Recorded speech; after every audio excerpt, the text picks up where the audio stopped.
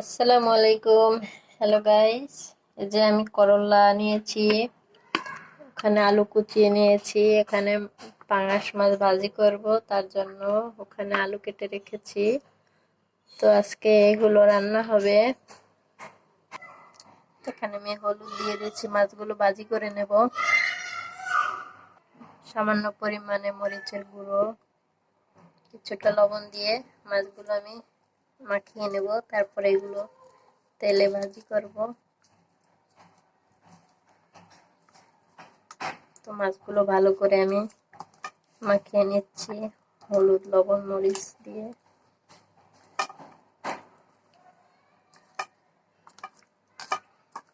আমার ভিডিও আপনাদের কাছে কেমন লাগে অবশ্যই কমেন্টসে জানাবেন।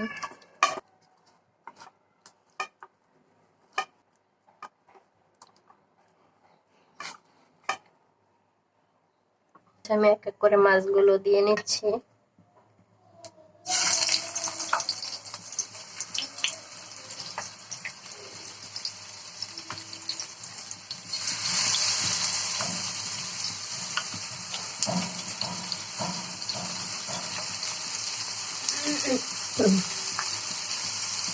এখন মাছগুলো ভালো করে ভেজে নেব।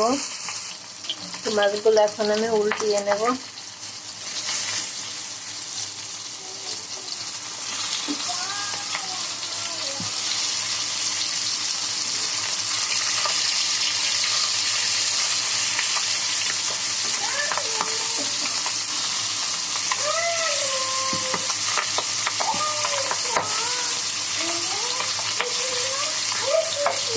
তো এটা উঠিয়ে রেখে তারপরে কড়াইয়ে আমি করলা বসিয়ে দেবো, তারপরে মাছগুলো ভাজি দেবো।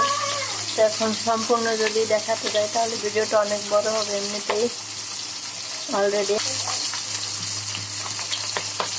তাই সম্পূর্ণ আর দেখাতে পারবো না।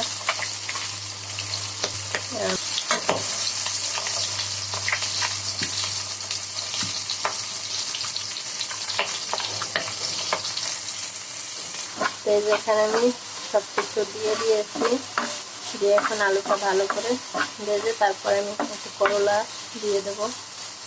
করলা খেতে আমার ভীষণ পছন্দ। কার কার পছন্দ অবশ্যই কমেন্টসে জানাবেন।